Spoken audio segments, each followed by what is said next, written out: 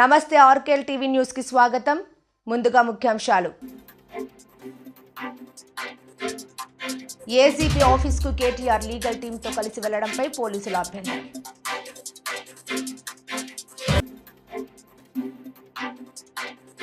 మూడు నెలల్లో మేము ఇవ్వబోయే ఉద్యోగాలు ఇవే, లోకేష్ ప్రకటన.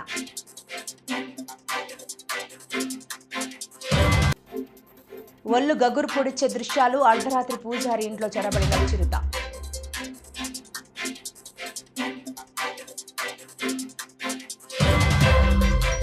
ఫార్ములా ఈ కార్ రేస్ వ్యవహారంలో బీఆర్ఎస్ వర్కింగ్ ప్రెసిడెంట్ కేటీఆర్ పై కాంగ్రెస్ ప్రభుత్వం కక్షపూరితంగా అక్రమ కేసులు బనాయించిన విషయం తెలిసిందే.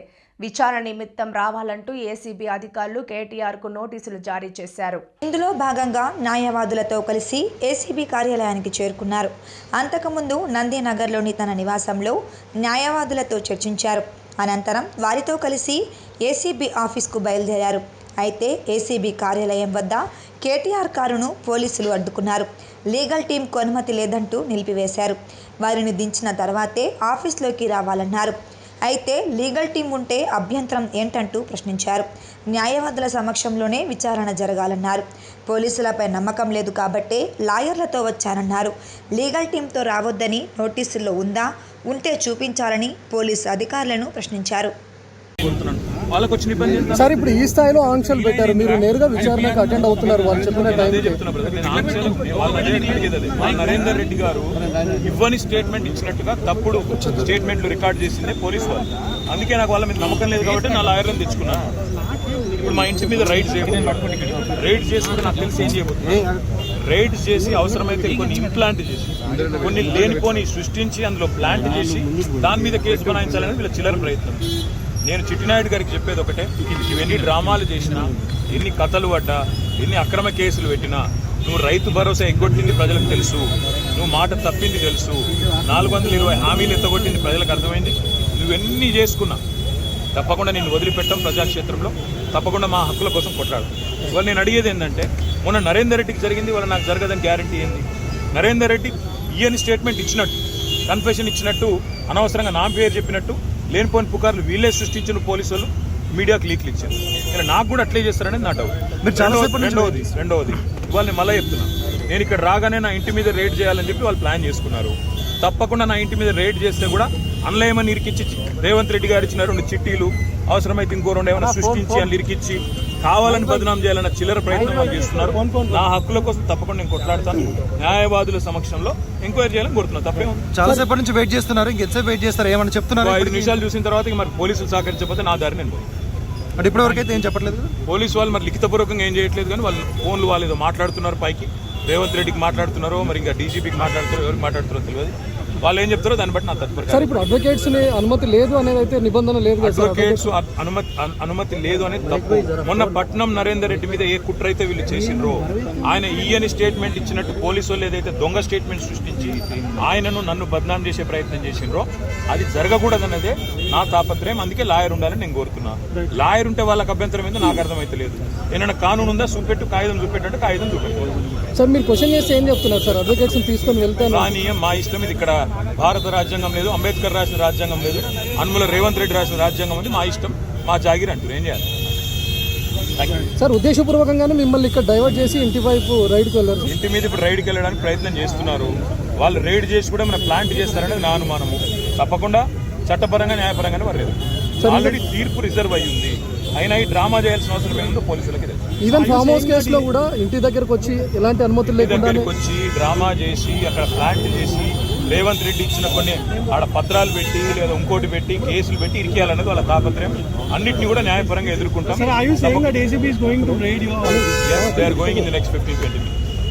మీరు ఒక మాజీ మంత్రి ఇలా రోడ్డు మీద కాకుండా కనీసం లోపలికి పిలిచైనా చెప్పాల్సిన వాళ్ళ విఘ్నత, అది రేవంత్ రెడ్డి గారి యొక్క విఘ్నత, వారి యొక్క తెలివితేటలు.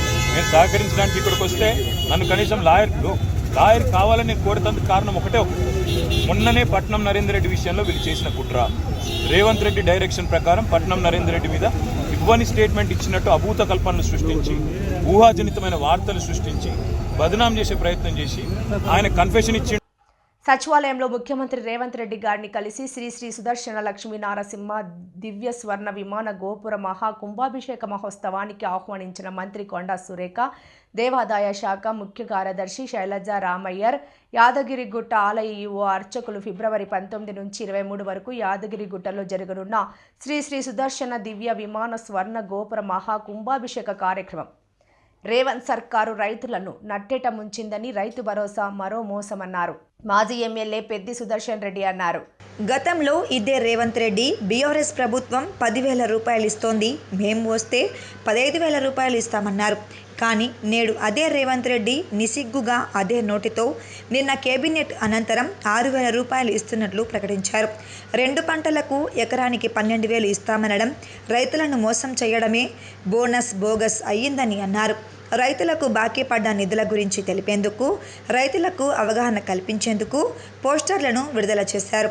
ఈ కార్యక్రమంలో కూడా మాజీ చైర్మన్ మర్రి యాదవరెడ్డి, వరంగల్ పశ్చిమ నియోజకవర్గ కోఆర్డినేటర్ పులి రజనీకాంత్, నాయకులు భరత్ కుమార్ రెడ్డి, నయీముద్దీన్, రజనీ కుమార్, రవీందర్ రావు, జానకి రాములు, పరశురాములు, గౌస్, శ్రీధర్, చాగంటి రమేష్, రఘు, మహేందర్, వెంకటేశ్వర్లు, సంపత్ తదితరులు పాల్గొన్నారు. ఇలా తిరుగుబాటు చేసేటువంటి పరిస్థితికి వచ్చింది. 1-2 కాదు, అన్ని మోసాలే రైతుల పరంగా. ఇవాళ ప్రత్యేకంగా ఏ నోటినైతే తను చెప్పినటువంటి రేవంత్ రెడ్డి గారు ఇవాళ నిస్సిగ్గుగా కేబినెట్ వేదిక మీద ఇలా వరంగల్లో ప్రెస్ మీట్ ప్రత్యేకంగా పెట్టాల్సిన సందర్భం ఏంటంటే, ఇలా పోరాటాల కింద నుంచి ఇక్కడ పోరాటాల చరిత్రను ఆనాడు రేవంత్ రెడ్డి గారు స్మరించుకుంటూ, గుర్తు చేసుకుంటూ, తెలంగాణ ఉద్యమ చరిత్రను కూడా చెప్పుకుంటూ రైతు డిక్లరేషన్ సభలో ఆర్ట్స్ కాలేజీ మైదానంలో తను మాట్లాడిండు. ఇవాళ వస్తే 10,000 వస్తాయి, రేపు మేము వచ్చినాక 15,000 అన్నాం. ఇవాళ అదే నోట ముఖ్యమంత్రి హోదాలో మీరు వచ్చిన తర్వాత ఇలా ఎకనామా పెట్టేటువంటి కుట్ర ఇవాళ చేయడం అనేది పచ్చి దుర్మార్గం అని చెప్పి కూడా ఈ సందర్భంగా నేను చెప్పడం జరుగుతూ ఉన్నది. ముఖ్యంగా మిత్రులారా, ఇవాళ ఒక మాట చెప్పాలంటే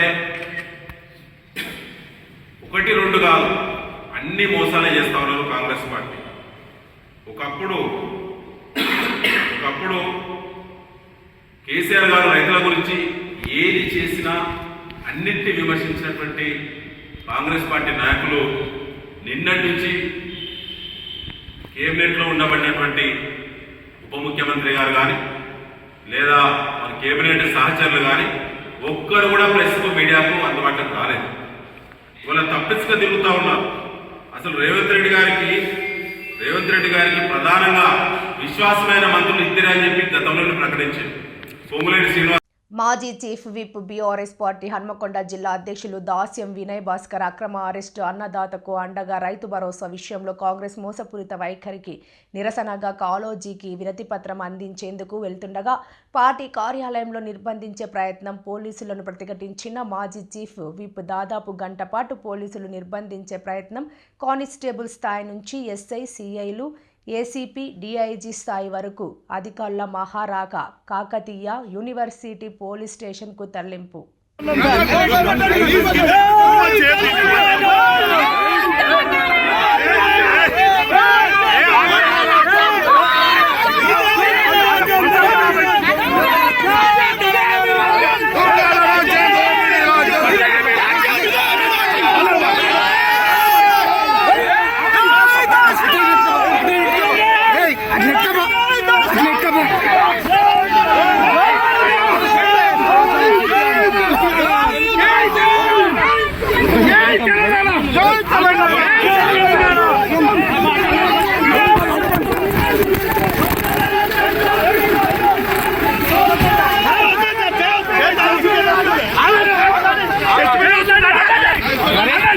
అబద్ధపు హామీలతో రైతులను మోసం చేస్తున్న కాంగ్రెస్ మండల పార్టీ అధ్యక్షులు బల్గురు తిరుపతిరావు వెంటనే 15,000 రూపాయలను రైతు భరోసా అమలు చేయాలని రోడ్డుపై కూర్చొని నిరసన తెలిపిన మండల పార్టీ అధ్యక్షులు బల్గూరి తిరుపతిరావు ఆధ్వర్యంలో ధర్నాలో పాల్గొన్న మాజీ జెడ్పీటీసీ జోరుక సదయ్య, వ్యవసాయ మార్కెట్ మాజీ చైర్మన్ కోడారి రమేష్ యాదవ్. ఈ సందర్భంగా వారు మాట్లాడుతూ అబద్ధపు హామీలతో కాంగ్రెస్ రైతులను మోసం చేసిందని, ఎన్నికల సమయంలో రైతు భరోసా 15,000 రూపాయలు అందిస్తామని చెప్పి 12,000 రూపాయలకు తగ్గించి ఇవ్వడం రైతులను మోసం చేయడమేనని అన్నారు. BRS party working president KTR మరియు భూపాలపల్లి మాజీ శాసనసభ్యులు గండ్ర వెంకటరమణారెడ్డి ఆదేశాల మేరకు మండలంలో పార్టీ నాయకులతో కలిసి ప్రధాన రహదారిపై కూర్చొని నిరసన తెలిపారు. ఈరోజు మూలపల్లి మండల కేంద్రంలో గౌరవ కార్యనిర్వాహక అధ్యక్షుడు కేటీఆర్ గారి ఆదేశాల మేరకు కాంగ్రెస్ ప్రభుత్వం రైతులకు చేసిన మోసాల మీద ధర్నా మండల కేంద్రంలో నిర్వహించడం జరిగింది. రైతు భరోసా 15,000 ఎన్నికల హామీ ఇచ్చి 2 పంటలు కాదు 3 పంటలకు ఇస్తా అని ఒక్క పంటతో ఇప్పుడు చెప్పలేదు. వల్ల 12,000 నిన్న కేబినెట్ తీర్మానం చేసిన సందర్భంగా రాష్ట్ర పార్టీ ఆదేశాల మేరకు రైతుల పక్షాన మండల కేంద్రంలో రైతులతో కలిసి కార్యకర్తలు ఇప్పటికైనా వాళ్ళు ప్రకటించడానికి రైతు భరోసా ఏ షరతులు లేకుండా విడుదల చేయాలని కాంగ్రెస్ ప్రభుత్వం తెలంగాణ రాష్ట్ర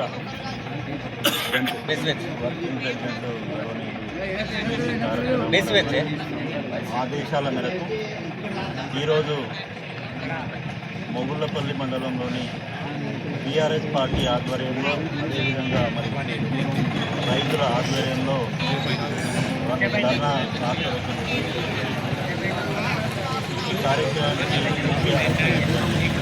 కాంగ్రెస్ పార్టీ మేనిఫెస్టోలో పెట్టినటువంటి అనేక హామీలు, అందులో మొట్టమొదటి రైతు భరోసా అనేది ఒక పంటకి 1 ఎకరాకి 7,500 చొప్పున 2 పంటలకు కలిపి 15,000 చొప్పున కాంగ్రెస్ పార్టీ మేనిఫెస్టోలో పెట్టడం జరిగింది. అదే దాన్ని అమలు చేయకుండా గౌరవనీయులు తెలంగాణ రాష్ట్ర ముఖ్యమంత్రి రేవంత్ రెడ్డి గారు ప్రెస్ మీట్లో 12,000 ఒక పంటకి 6,000 చొప్పున 2 పంటలు కలిపి 12,000 చొప్పున ఇస్తాను అని ముఖ్యమంత్రి గారే ప్రకటించడం తెలంగాణ రాష్ట్ర రైతులు ఆత్మవిశ్వాసం కోల్పోవడం జరిగింది. అలాంటిదే కాకుండా రైతులకు ఇచ్చినటువంటి మోసపూర్వక హామీ రైతు రుణమాఫీ కూడా ఇప్పటివరకు పూర్తిగా ఏ ఊరిలో చూసినా సగం మంది రైతులకే వచ్చినా ఇంకా సగం మంది రైతులు మిగిలి ఉన్నారు. రైతులకు ఇచ్చినటువంటి రైతు రుణమాఫీ కానీ రైతు భరోసానే కానీ గౌరవనీయులు కేసీఆర్ గారు ఇచ్చినటువంటి 2 పంటలు కలిపి ఏకకాలంలో రైతు భరోసా పెట్టుబడి సాయం ఇస్తే 2 పంటలకే కాదు మేము 3 పంటలకు కూడా ఇస్తామని చెప్పినటువంటి కాంగ్రెస్ ప్రభుత్వం ఇవాళ అధికారం ఇచ్చిన తర్వాత ఆట మార్చడం జరిగింది. దానికి అనుగుణంగా ఇవాళ మూలపల్లి టీఆర్ఎస్ పార్టీ ఆధ్వర్యంలో నిరసన కార్యక్రమం చేపట్టడం జరిగింది. రైతు మహాధర్నా పెద్దలు కేటీఆర్ గవర్నమెంట్ గారు ఆధ్వర్యంలో మండలి టీఆర్ఎస్ వారితో పాటు ఈ కార్యక్రమం భాగస్వామ్యం కావడం జరిగింది. ఇంతకుముందు పెద్దలు చెప్పినట్టుగా 6 గ్యారంటీలతో 420 హామీలతో ప్రజలను రైతాంగాన్ని రాబోయే 3 నెలల్లో టీసీఎస్ ఇన్నోవేషన్ హబ్ను ఏపీలో తీసుకురాబోతున్నామని మంత్రి నారా లోకేష్ ప్రకటించారు. 10,000 మందికి ఉపాధి కల్పించబోతున్నామని చెప్పారు. ప్రపంచానికి టాటా బ్రాండ్ను పరిచయం చేసిన వ్యక్తి రతన్ టాటా అన్నారు. విలువలతో కూడిన పారిశ్రామికవేత్త రతన్ టాటా అని తెలిపారు. దేశీయ ఉత్పత్తులు బ్రాండ్ దెబ్బతినకుండా జాగ్రత్తలు తీసుకున్న వ్యక్తి రతన్ టాటా అని ప్రశ్నించారు. హైదరాబాద్లో బసవతారకం క్యాన్సర్ హాస్పిటల్కు 25 కోట్ల రూపాయలు హుదుహుద్ తుఫాన్ సమయంలో 3 కోట్లు విరాళమిచ్చిన వ్యక్తి రతన్ టాటా అని గుర్తు చేశారు. భీమవరంలో మంత్రి నారా లోకేష్ పర్యటించారు. పెద్దాయనంలో రతన్ టాటా కాంస్య విగ్రహం ఆవిష్కరించారు. ఈ సందర్భంగా మంత్రి లోకేష్ మాట్లాడారు. ఎమ్మెల్యే రఘురామకృష్ణంరాజు ఫైర్ బ్యాండ్ అని మంత్రి నారా లోకేష్ ప్రశంసల వర్షం కురిపించారు. నాకు వ్యక్తిగతంగా తెలిసిన 2 విషయాలు మీకు చెప్పాలి. మా అమ్మమ్మ క్యాన్సర్తో చనిపోయారు. ఆనాడు మా తాతగారు హైదరాబాద్లో క్యాన్సర్ ఇన్స్టిట్యూట్ ఉండాలి, వరల్డ్ క్లాస్ ఇన్స్టిట్యూట్ ఉండాలి, మనకంటే ఆర్థిక వనరులనే అమ్మమ్మని అమెరికాకు తీసుకెళ్లి ట్రీట్మెంట్ ఇచ్చాం. అలాంటి ట్రీట్మెంట్ హైదరాబాద్ కేంద్రంగా తీసుకురావాలని బసవతారకం క్యాన్సర్ ఇన్స్టిట్యూట్ ప్రారంభించారు, శంకుస్థాపన చేశారు. ఆనాడు అది తెలుసుకున్న రతన్ టాటా గారు మొదటి 25 కోట్ల రూపాయల డబ్బులు ఆ ఇన్స్టిట్యూట్ కోసం ఇచ్చారు. ఇది ఇప్పుడు 25 కోట్ల రూపాయలు కాదు, ఇది 1992-93లో ఒక్క ఫోన్కి ఆయన 25 కోట్ల రూపాయలు ఇచ్చారు. అంతెందుకు మనం 2014లో తెలుగుదేశం ప్రభుత్వం ఉన్నప్పుడు హుదూద్ తుఫాన్ వచ్చింది విశాఖపట్నానికి. ఆనాడు నేను టాటా ట్రస్ట్ సీఈఓకి ఫోన్ చేసి ఇట్లా హుదూద్ వచ్చింది కొంచెం ఆదుకోండి అని కోరితే ఆయన ఫోన్ పెట్టేసి 30 సెకండ్స్ తర్వాత నాకు ఇప్పుడే రతన్ టాటా గారితో మాట్లాడాను, 3 కోట్ల రూపాయలు మేము ఇప్పుడు నిధులు ట్రాన్స్ఫర్ చేశామని చెప్పారు. డబ్బులు ఇస్తాం గొప్ప కాదు. నేను అడిగాను ఎప్పుడు వస్తారైనా అని అడిగితే మాకు మార్కెటింగ్ అవసరం లేదు, మాకు ప్రెస్ రిలీజ్ అవసరం లేదు, ప్రజల్ని మీరు జాగ్రత్తగా చూడండి, డబ్బులు సరిపోతే మాకు ఫోన్ చేయండి మళ్ళీ ఇస్తానని చెప్పిన గొప్ప వ్యక్తి రతన్ టాటా గారు. ఆయన చనిపోయే ముందల నేను బాంబే హౌస్కి వెళ్ళా. బాంబే హౌస్ టాటా సంస్థకి హెడ్ క్వార్టర్స్. అక్కడ నేను టాటా సన్స్ చైర్మన్ చంద్ర గారిని కూడా కలిసాను. ఆ రోజు అడిగా రతన్ టాటా గారు ఎలా ఉన్నారంటే చెప్పలేని పరిస్థితుల్లో మేము అందరం ఉన్నామని బాధపడుతూ నాకు చెప్పారు. నిజంగానే ఆయన చనిపోయే ముందల కూడా ఆంధ్ర రాష్ట్ర చరిత్రలో ఎప్పుడు జరిగిన విధంగా TCS ప్రకటిస్తాం జరిగింది. కనీసం 10,000 మందితో విశాఖపట్నంలో ఒక డెవలప్మెంట్ సెంటర్ ఏర్పాటు చేయబోతున్నాం. రాబోయే 3 నెలల్లో ప్రభుత్వం చేతుల్లో ఉన్న మిలీనియం టవర్స్ లో 2,000 మంది పనిచేయబోతున్నారని సభాముఖంగా తెలుపుతున్నాం. నంద్యాల జిల్లా శ్రీశైలంలో పాతలగంగ మెట్ల మార్గంలో పూజారి సత్యనారాయణ ఇంటి ఆవరణలోకి అర్ధరాత్రి చిరుతపులి చొరబడింది. ఆ ఇంటి పరిసరాల్లో ఆహారం కోసం వెతుకుతూ ఎలాంటి ఆహారం దొరక్కపోవడంతో చిరుత నెమ్మదిగా అక్కడి నుంచి వెళ్లిపోయింది. చిరుతపులి దృశ్యాలు అక్కడి సీసీ కెమెరాలో రికార్డయ్యాయి. ఉదయం సీసీ ఫుటేజ్ చూసి వారు షాకు గురయ్యారు. గత కొన్ని నెలలుగా శ్రీశైలం పరిసర ప్రాంతాల్లో నిత్యం చిరుతపులి సంచారం కలకలం రేపుతుంది. దీంతో రాత్రులు బయటకు రావాలంటే స్థానికులు భయపడుతున్నారు. ఈ క్రమంలో దేవస్థానం అధికారులు, అటవీశాఖ అధికారులు, స్థానికులు, భక్తులు అప్రమత్తంగా ఉండాలని సూచించారు. కార్యక్రమంలో పాల్గొన్న అటవీ, పర్యావరణ, దేవాదాయ, ధర్మాదాయ శాఖ మంత్రివర్యులు కొండా సురేఖ, వరంగల్ జిల్లా ఇన్ఛార్జి మంత్రివర్యులు పొంగులేటి శ్రీనివాసరెడ్డి, రవాణా శాఖ మంత్రివర్యులు పొన్నం ప్రభాకర్ కొబ్బరికాయ కొట్టి బస్సులను ప్రారంభించారు. ఈ సందర్భంగా కొత్తగా ప్రారంభించిన బస్సులో ప్రయాణించిన మంత్రులు కొండా సురేఖ, పొంగులేటి శ్రీనివాసరెడ్డి, పొన్నం ప్రభాకర్, మేయర్ గుండు సుధారాణి, ఎంపీ కడియం కావ్య, వరంగల్ పశ్చిమ MLA Nayini Rajender Reddy, Telangana finance corporation chairman Sircilla Rajaiah, Hanamkonda, Warangal జిల్లాల కలెక్టర్లు ప్రావీణ్య, సత్య, శారద ప్రయాణించారు. ఈ సందర్భంగా మంత్రులు మాట్లాడుతూ కాంగ్రెస్ ప్రభుత్వం అధికారంలోకి రాగానే మహిళలకు ఉచిత బస్సులు ప్రవేశపెట్టిందని, ఉచిత బస్సు వల్ల ఎంతోమంది లక్షలాది మంది మహిళలు ఉచితంగా ప్రయాణిస్తున్నారని అన్నారు. గుళ్లకు వెళ్లి దర్శించుకుంటున్నారని అన్నారు. ఉచిత బస్సు ప్రవేశపెట్టడం వల్ల ప్రతిపక్షాలు ఇష్టానుసారంగా నోరు పడేసుకుంటున్నారని, ఇది మంచిది కాదన్నారు. ఆటో వాళ్ళని రెచ్చగొడుతున్నారని ఆవేదన వ్యక్తం చేశారు. ఆటో డ్రైవర్స్కు ప్రభుత్వం తగు చర్యలు తీసుకుంటుందని, సీఎం రేవంత్ రెడ్డి ఆలోచన ఉంచుతున్నారని, త్వరలోనే ఇది ప్రవేశపెడతామని కూడా అన్నారు. ప్రతి అనుక్షణం అడ్డుపడే విధంగా ప్రయత్నం చేస్తున్నారు కాబట్టి మీకు వదిలిపెడుతున్నాం. అభివృద్ధి అనేది మీ కండ కొట్టొచ్చినట్టు అవపడుతుంటే కూడా జీర్ణించుకోలేకపోయినటువంటి దౌర్భాగ్యం వరంగల్ జిల్లాని ఇంకా వెనుకబడే విధంగా చూస్తున్నారు కాబట్టి మీరు ప్రత్యేకంగా ఆలోచించవలసిన అవసరం, సమయం కూడా వచ్చింది. మరి మేధావులు, విద్యార్థులు, జిల్లాలు, వరంగల్ జిల్లా ఉద్యమకారులకు జిల్లా అంటాం. దీనిని ఇక్కడి నుంచే స్టార్ట్ చేయవలసిన అవసరం ఉన్నది.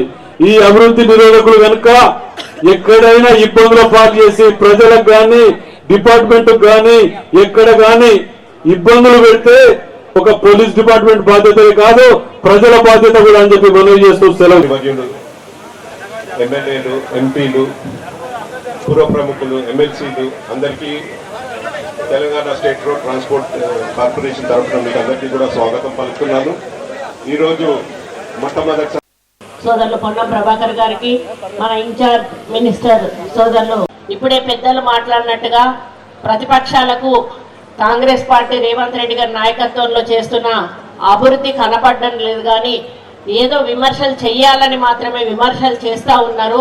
కానీ ప్రజలకు తెలుసు రోజు రోజు ఏ కార్యక్రమాలు ఈరోజు ప్రభుత్వం చేస్తుంది మీ కళ్ళ ముందట కనిపిస్తూ ఉన్నాయి. మరి ఈరోజు ఆటో వాళ్ళ గురించి కూడా మాట్లాడడం జరిగింది. ఆటో వాళ్ళని అన్యాయం చేసిందే కేటీఆర్. ఊబర్ని తీసుకొచ్చి ఆటో వాళ్ళకి పాపం పని లేకుండా చేసిన వ్యక్తి ఎవరైనా ఉన్నారంటే అది కేవలం కేటీఆర్ మాత్రమే అని చెప్పాల్సిన అవసరం ఉన్నది. మరి ఉచిత బస్సు సౌకర్యం అనేది చాలా ఉపయోగపడతా ఉంది. కోట్లాది మంది మహిళలు ఉపయోగించుకుంటా ఉన్నారు. నాకున్న సమాచారం ప్రకారం మారుమూల గ్రామాల్లో ఉన్నటువంటి మహిళలు కూడా హైదరాబాద్ వరకు వెళ్ళి వాళ్ళ హెల్త్ చెకప్ గవర్నమెంట్ హాస్పిటల్స్లో, ఉస్మానియాలో కానీ గాంధీలో కానీ ఇట్లాంటి హాస్పిటల్స్లో చూపించుకొని అక్కడ ఉండి సర్జరీలు చేయించుకొని రూపాయి పైసా కూడా ఖర్చు కాకుండా మళ్ళీ ఇళ్లకు తిరిగి వస్తున్నారు. అంటే వాళ్ళు ఆ ఆలోచన కూడా ఎప్పుడు చేయకుండొచ్చు హైదరాబాద్ పోవాలి అని. కానీ ఇప్పుడు ఈ బస్సు ఫ్రీ పుణ్యాన వాళ్ళు అక్కడి వరకు కూడా వెళ్ళి రాగలుగుతున్నారు. పుణ్యక్షేత్రాలు కూడా దర్శించుకోగలుగుతా ఉన్నారు. ఎందుకంటే ఈరోజు ఒక దేవాదాయ శాఖ మంత్రిగా నేను చెప్తా ఉన్నాను, గతంలో కంటే మా దేవాదాయ ఆదాయం చాలా పెరిగింది. ఎక్కడికన్నా వెళ్ళాలని కోరిక ఉన్నా కూడా ఇన్ని రోజులు మనసు చంపుకొని మహిళలు ఇంట్లో ఉండేవాళ్ళు. ఒక ఏజ్ వచ్చిన తర్వాత మహిళలకు ఆటోమేటిక్గా ఒక ఆధ్యాత్మికత వస్తుంది, గుళ్ళల్లోకి వెళ్ళానని. అటువంటి వాళ్ళు ఒక 10 మంది 5 మంది గ్రూపులుగా తయారై టెంపుల్స్ ఒక సర్క్యూట్ లాగా పెట్టుకొని వెళ్ళి దర్శనాలు చేసుకొని మరీ వస్తూ ఉన్నారు. మరి ఈ విధంగా ఎన్నో రకాలుగా ఈరోజు ఉచిత బస్సు కొన్ని ఒక మంచి ఆలోచనతోటి ఈ యొక్క బస్సులను ఉపయోగించుకొని ముందుకెళ్లాలని కోరుకుంటూ మరి ఈరోజు 50 బస్సులను మా జిల్లాకు అందించిన మంత్రి గారికి ప్రత్యేక ధన్యవాదాలు చేసినటువంటి గౌరవ జిల్లా ఇన్ఛార్జ్ మంత్రి రెవెన్యూ మరియు గృహ నిర్మాణ శాఖ మంత్రి పొంగులేటి శ్రీనివాసరెడ్డి గారికి, ఇంకొక గౌరవ సహచరణ మంత్రి దేవాదాయ అటవీ శాఖ మంత్రి శ్రీమతి కొండా సురేఖక్క గారికి, హన్మకొండలోని ప్రభుత్వ ఉన్నత పాఠశాలలో జాతీయ భద్రతా మాసోత్సవాల్లో భాగంగా విద్యార్థుల చేత ప్రతిజ్ఞ చేయించిన మంత్రులు కొండా సురేఖ, పొంగులేటి శ్రీనివాసరెడ్డి, పొన్నం ప్రభాకర్, ఎంపీ కవిత ఉన్నారు. ఈ సందర్భంగా మంత్రులు మాట్లాడుతూ రోడ్డు భద్రత మనందరి బాధ్యత. అతి వేగం వల్ల చాలా మంది యువత ప్రాణాలు గాల్లో కలిసిపోతాయి. నిండు నూరేళ్లు జీవించవలసిన యువత రోడ్డు ప్రమాదంలో ముచ్చువాత పడుతున్నారని, ఎన్నో ఆశలతో ఉన్న తల్లిదండ్రుల పరిస్థితి ఏంటి అని అన్నారు. విద్యార్థులకు అవగాహన కల్పించేందుకే మాసోత్సవాలు నిర్వహిస్తున్నాం. వాహనం నడిపేటప్పుడు అన్ని విధాలుగా మనం చూసుకుంటూ ముందుకు వాహనం నడపాలని, అలా చేసినప్పుడే ప్రమాదాలు తగ్గి అవకాశాలుంటాయని అన్నారు. రోడ్డు మీద వెళ్లేటప్పుడు సిగ్నల్స్ ఇరువైపులా ఉంటాయని చెప్పారు. ఎదుటి వారి ప్రాణానికి నష్టం లేకుండా మనం ప్రయాణం చేసే అవకాశం ఉంటుంది. కాబట్టి తప్పకుండా ఈరోజు ఇది మనకు అనిపిస్తే పొలిటికల్ కార్యక్రమం లేదా ఫౌండేషన్ ఇటువంటి అన్ని కార్యక్రమాలు పక్కన పెడితే గతంలో మనం ఇలా అనేకమైనటువంటి సామాజిక కార్యక్రమాలను ప్రజల్లో చైతన్యం చేయడం ద్వారా, భాగస్వామ్యం చేయడం ద్వారా మార్పు చేసుకోగలిగినాం. ఇది కూడా ఒక సామాజిక కార్యక్రమం. దయచేసి అందరూ 4 రోజులు తప్పకుండా విధిగా ట్రాఫిక్ రూల్స్ సంబంధించినటువంటి రోడ్డు భద్రతా వారోత్సవాల ప్రజలకు చైతన్యం చేయడానికి ప్రయత్నం చేయమని సందర్భంగా మీ అందరూ విజ్ఞప్తి చేస్తూ ఇటువంటి కార్యక్రమాన్ని అందరూ ప్రోత్సహించి రోడ్డు భద్రత, ట్రాఫిక్ రూల్స్ అవగాహన చేసుకోవాలని కోరుతా ఉన్నాం. రాష్ట్ర ప్రభుత్వం తరఫున కృషిలో మార్పు రావాలంటే 2 కార్యక్రమాలు, ఒకటి చైతన్యం లేదా ఒకటి చట్టం ద్వారా వచ్చేటువంటి శిక్ష. చైతన్యం చేయడానికి ఈ యొక్క రోడ్డు భద్రతా వారోత్సవాలను వాడుకుంటా ఉన్నాం. కానీ తర్వాత కూడా చట్టాన్ని అధిగమిస్తే, రోడ్డు ట్రాఫిక్ రూల్స్ పాటించకపోతే త్వరలో కొంత ప్రతిపాదనలు రేపు పొద్దున all India transport ministers and commissioners meeting ఉంది ఢిల్లీలో. అనేక మార్పులు రాబోతా ఉన్నాయి. విదేశాల్లాగా 3-4 సార్లు ఒకవేళ లైసెన్స్ రూల్ తప్పితే వాళ్ళ లైసెన్స్ రద్దు చేసే చట్టాన్ని కూడా తీసుకురాబోతా ఉన్నాం. వారికి భవిష్యత్తులో మళ్ళీ లైసెన్స్ రాదు. లైసెన్స్ లేక నడిపితే వాళ్ళకు జైలు శిక్ష చేసే విధంగా, తాగి నడిపితే, సెల్ ఫోన్ మాట్లాడుతూ నడిపితే అనేక రకాలుగా తాగుతుంటుండ్రు. తెలంగాణ ప్రభుత్వం అనుమతించింది. కానీ చనిపోకుండా, ఇటు జీవితాన్ని గడపలేకుండా బెడ్ మీదనే ఆ కుటుంబానికి చూస్తూ ఏమీ చేయలేక నిస్సహాయ స్థితిలో ఉన్న వాళ్ళు 100ల్లో ఉంటారు. రాష్ట్ర ప్రభుత్వం కానీ కేంద్ర ప్రభుత్వం కానీ అనేక చట్టాలు, నియమాలు, నిబంధనలు పెట్టినా పొద్దున్న లెగిసిన దగ్గర నుంచి ఉదయం 5:30కో 6 గంటలకో మనందరం లెగుస్తాం. లెగిసిన దగ్గర నుంచి ఇది చేయాలి, అది చేయాలి, అట్లా చేయాలి, ఇట్లా చేయాలి, నా పిల్లకో, నా కొడుకుకో, నా కూతురుకో సంపాదించాలి అనే తాపత్రయంతో, చిన్నపిల్లలు కూడా నా అమ్మకో నాన్నకో మంచి పేరు తేవాలనే తాపత్రయంలో నిత్యము అడావుడి పడుతూ మన జీవితం మీదకి మనమే తెచ్చుకుంటాం. ఈ తెచ్చుకునే దాంట్లో రోడ్డు ఎక్కినప్పుడు జాగ్రత్త వహించాల్సిన విషయంలో ఏ జాగ్రత్త తీసుకోవాలనో ఆ జాగ్రత్త తీసుకోకుండా పరధ్యానంలో ఉండి ఇందాక 3-4 రకాలు మనకి చూపించారు. యాక్సిడెంట్ ఎట్లా జరుగుతాయి, యాక్సిడెంట్లు జరిగినప్పుడు ఆ కుటుంబం, ఆ యాక్సిడెంట్ జరగబడ్డ వ్యక్తులు ఎలా గిలగిలా కొట్టుకుంటూ ప్రాణం విడిస్తారో మనకి ఉదాహరణగా చిన్నారి బాలబాలికలు మనకి చూపించారు. అది నిజం. ప్రత్యక్షంగా నేను ఒక ఉదాహరణ చెప్తాను. ఉదాహరణ అంటే ఇది నిజం. 2 సంవత్సరాల క్రితం వైరాలో ఒక రెసిడెన్షియల్ స్కూల్ ఉంటుంది. బాలబాలికలకు సంబంధించిన ఒక రెసిడెన్షియల్ స్కూల్ ఉంటుంది. అక్కడికి ఒక 9 కిలోమీటర్ల దూరంలో ఒక నారాయణరావు పేట అని ఒక విలేజ్ ఉంది. ఒక రైతు కూలి సంక్రాంతి సెలవులకి వాళ్ళ 2 పిల్లల్ని, ఒక కొడుకు కూతురిని ఇంటికి తీసుకెళ్ళడానికి ఉదయం 8:30కి తన ఇంటి దగ్గర హీరో హోండా మోటార్ సైకిల్ మీద బయలుదేరి ఆ స్కూల్కి వస్తుంటాడు. వచ్చి ఆ పిల్లలిద్దరిని ఎక్కించుకొని సంతోషంగా ఇంటికి పోతుంటే ఆ స్కూల్ నుంచి 1 కిలోమీటర్ దూరం దాటే లోపే. వార్తలు ముగించే ముందు ముఖ్యాంశాలు మరోసారి. ఏసీపీ ఆఫీస్కు కేటీఆర్ లీగల్ టీంతో కలిసి వెళ్లడంపై పోలీసుల అభ్యంతరం.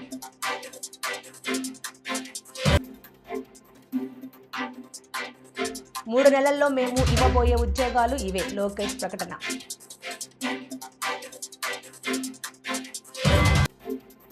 ఒళ్ళు గగురు పొడిచే దృశ్యాలు, అర్ధరాత్రి పూజారి ఇంట్లో చొరబడిన చిరుత.